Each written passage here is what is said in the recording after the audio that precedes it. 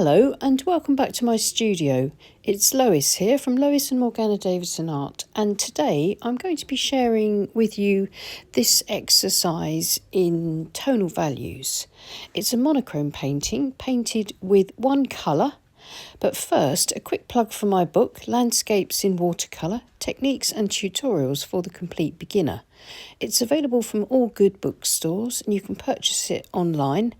It's filled with tips and tricks and 10 tutorials, step-by-step tutorials. So if you're interested, then take a look at the links that I've put in the description below. Today's exercise, I think, is a really useful thing to practice, and that's just painting with one colour.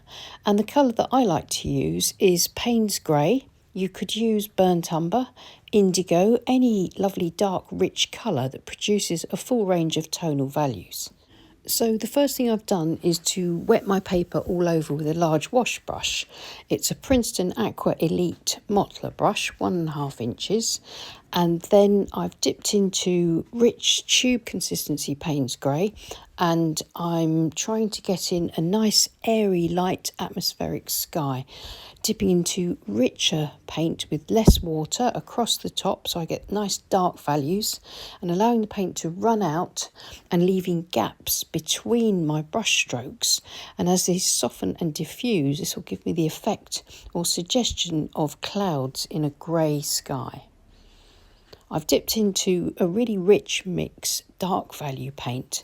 This is drier than the sky mix, and by using the corner of my brush I can create these really impressionistic loose tree shapes across my horizon line. This rich dry paint will give me nice dark tonal values for these trees, but it also won't dissolve or sort of diffuse into the wet paper too much, because it's a nice rich dry mix. This is a rigger brush, size 2. I'm just pulling down the suggestions of a few tree trunks here and there, linking those very rough and ready brush strokes to the plains of land. Using lighter value just to get in a bit of shadow, a bit of something and nothing in the foreground. And then dipping into the dark value paint to give the impression of some hedgerows in the foreground. Everything will soften and diffuse, and notice how much of the white of the paper I've left to create the light on the land. It could be seen as a snowscape, it could be seen as just ordinary fields and things, seeing as this is a monochromatic painting, but I like to see these scenes as snowy landscapes. Using a clean damp flat brush I can clean up my tree lines, softening back that line, and it helps to bring the illusion together of depth and distance. Notice my trees over on the left side in the distance are paler, because paler, cooler colours recede and darker, deeper, warmer colours will come forward. I'm using my palette knife to draw through the rich paint to establish some tree trunks and branches. I've now laid my board flat. It was at an angle of about 20 degrees. By laying it flat now, the washes won't move and flow anymore. They'll dry and stay where I put them. I can keep scraping through the paint just to create a few more suggestions of tree trunks and branches. Not too many, just enough to sort of bring this scene together. This is ordinary fine table salt. I'm going to sprinkle a little bit of this into the foreground and then let everything dry completely, and hopefully we'll get some pretty effects from the salt blooms. And here's the dry painting. I've raised it back up to about 20 to 30 degrees again, which is my preferred angle for painting. If I hold it up to the light, you can see the pretty little frost flowers and miniature blooms that have been created by the salt crystals pushing the paint away from themselves and dissolving into the wash. And it looks really pretty. So now I'm just going to bring the painting together by painting in some slightly more defined tree trunks, branches and some shadows beneath the trees, using the wet on dry technique just to get in these final details, which hopefully will bring the scene together.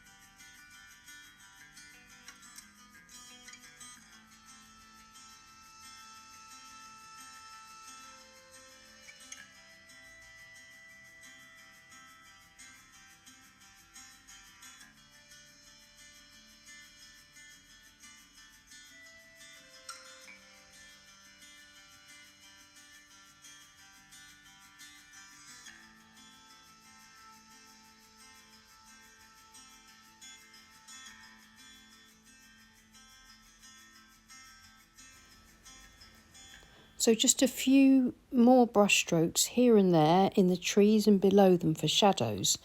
And I hope you can see how effective something as simple as this can be. It could take a bit of practice, but it's definitely a beginner-friendly exercise and one that I'd recommend to painters of all levels. It really helps to loosen you up, and it also helps to build up a sort of an instinctive ability to manage high contrast between light and dark values, which is really important, and also how to use those mid values. I always like removing the tape at this point of the painting. It gives me the ability to see it with fresh eyes and to see it as a more finished painting, and you can see how these really loose brush strokes all come together to convey the suggestion of details, the suggestion of trees and the suggestion of the hedge in the foreground. I think the salt crystals are really effective. I'll give you a closer look at that once I've just put a few more rigger branches in, just to sort of fill in a little bit of gap here on the right.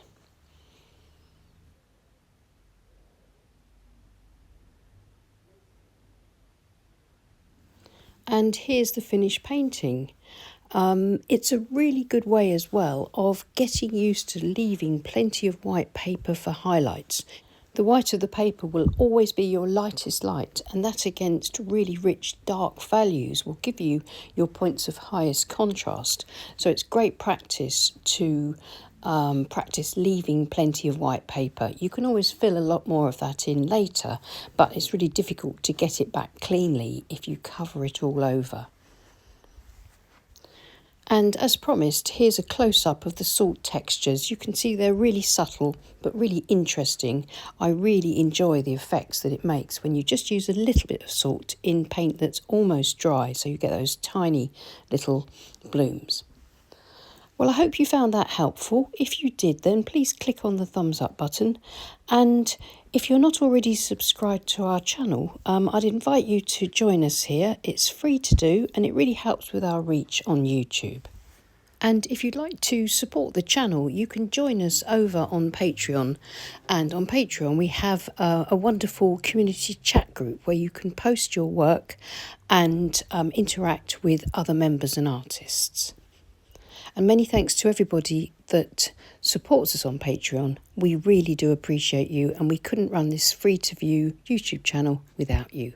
So thank you from the bottom of our hearts. I'll see you again soon. Take care and happy painting. Bye.